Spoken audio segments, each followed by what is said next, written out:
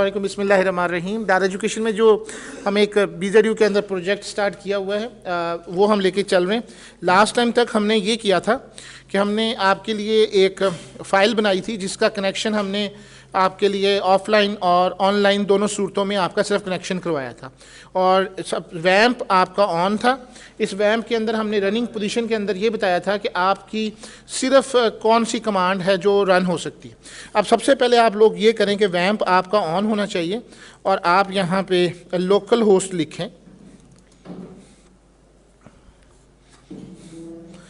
ये local host आ जाएगा तो यहाँ पे आप PHP माई एडमिन पे क्लिक करें। जब आप PHP माई एडमिन पे क्लिक करेंगे, आपको याद होगा मैंने लास्ट लेक्चर में आपको एक यूज़र नेम एंड पासवर्ड भी बताया था।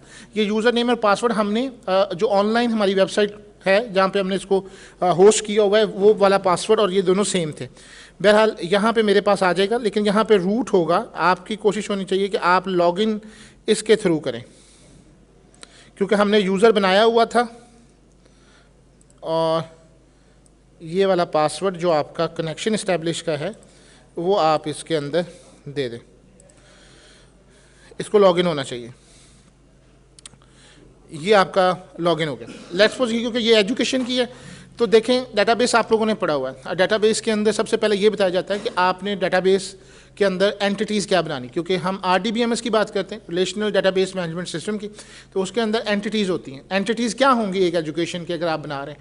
इसमें एंटिटीज़ आपकी आ सकती हैं, कोर्स आ सकता है, स्टूडेंट्स आ सकते हैं, यूज़र्स आ सकते हैं, सच काइंड ऑफ थिंग्स। तो लेट्स सपोज मैं एक स्टूडेंट की इन्फॉर्मेशन जो है उसका बनाता हूँ। तो हमने Y2K एजुकेशन के नाम से बनाया हुआ है।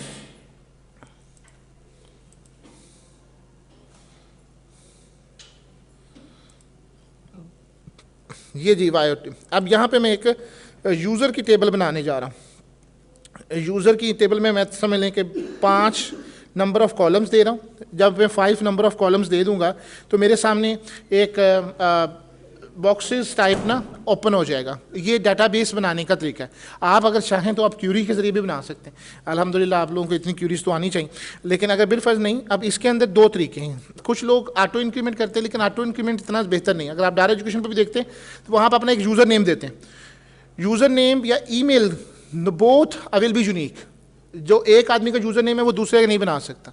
तो वो कैसे बनेगा? जैसे फॉर एग्जाम्पल आपने यूज़र नेम का इसको n वेरिएबल करेक्टर देना है आपने।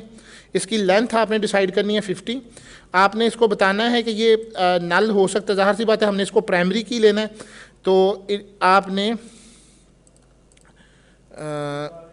इंडेक्स के अंदर प्राइमरी की, और इसको ऑटो जनरेट नहीं कर सकते। ऑटो जनरेट आपने सिर्फ 1 2 3 इस तरह की कोई नंबर्स हो उनको ऑटो जनरेट किया जाता है। दूसरी चीज़ हमें क्या चाहिए थी? यूज़र नेम, और आपकी मर्ज़ी है पासवर्ड ले लें, इसको भी 50 रख दें और इसको नॉट नल करें क्योंकि पासवर्ड हम खाली नहीं छोड़ना चाहते। कहाँ गया?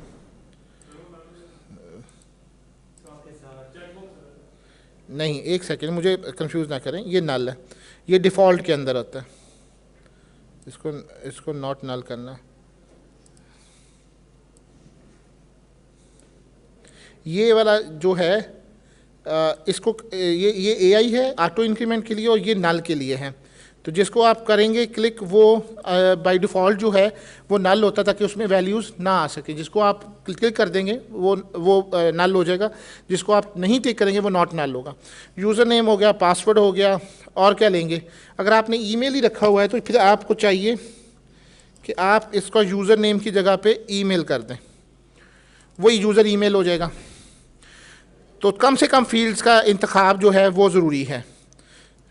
यूज़र ईमेल, अब आप ईमेल डालना चाहते हैं अलहदा से, ये लें ईमेल वेरिएबल करैक्टर, और एड्रेस वेरिएबल करैक्टर, इसको 100 कर लें, और कंटेक्ट